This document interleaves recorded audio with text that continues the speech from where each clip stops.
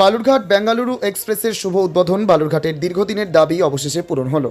শনিবার মালদা থেকে ভিডিও কনফারেন্সের মাধ্যমে প্রধানমন্ত্রী নরেন্দ্র মোদী বালুরঘাট বেঙ্গালুরু এক্সপ্রেসের শুভ উদ্বোধন করেন। এই ট্রেন চালু হওয়ায় দক্ষিণ দিনাজপুর, উত্তর দিনাজপুর ও মালদা জেলার মানুষের যাতায়াতে বড় সুবিধা হবে।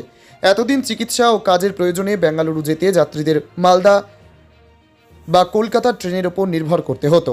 নতুন ট্রেনটি সপ্তাহে একদিন শনিবার সকাল 5:15 বালুরঘাট থেকে ছেড়ে সোমবার সকালে বেঙ্গালুরু পৌঁছবে।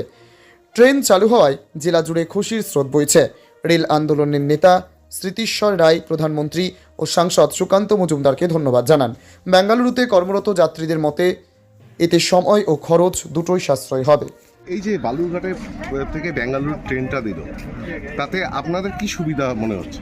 আমাদের এখানে অনেক সুবিধা, যেহেতু ট্রেনটা ধরতে আমাদের ব্যাঙ্গালোর যেতে হতো, অনেক ভোরে উঠতে হতো, গাড়ি ধরতে হতো, বাস ধরতে হতো, স্টেট বাসে খুব সমস্যা হতো। যেটা বালুরঘাট থেকে চালু হতো খুব সুবিধা, আমাদের সময়টা বাঁচবে, মানে খরচা কমে আসবে, অনেক যাতায়াতের সুবিধা হবে।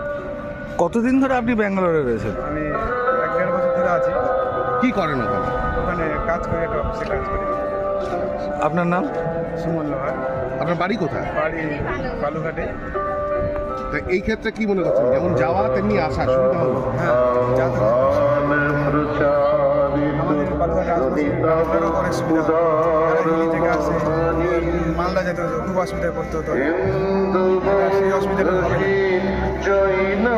এর জন্য সুকান্ত মজুমদারকে অসংখ্য ধন্যবাদ এবং ভারতের প্রধানমন্ত্রীকে অনেক ধন্যবাদ। কি দেখছেন যে নতুন ট্রেন দিয়েছে, কি দেখলেন? ভালো। টিকিট কেটেছেন? আপনারা কি এই ট্রেনেই যাচ্ছেন? হ্যাঁ, এই ট্রেনে যাবো, টিকিট পাইনি। আপনার নাম? নাম সুশান্ত। সুশান্ত। ऐसे ही कई गीत संगीत और नृत्य